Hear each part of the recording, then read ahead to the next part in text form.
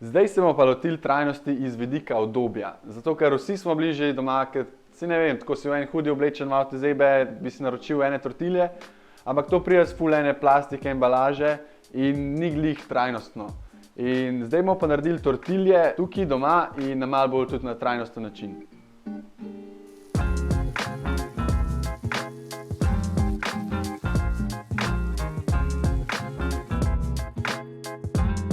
Noter dam šalotko, različne vrste paprike, korenje, bučko in seveda pač ne moremo brez malo limete. Še malo paradižnikove omake. Vse to se bo skupaj lepo povezalo. Zdaj smo pa ready za servirati.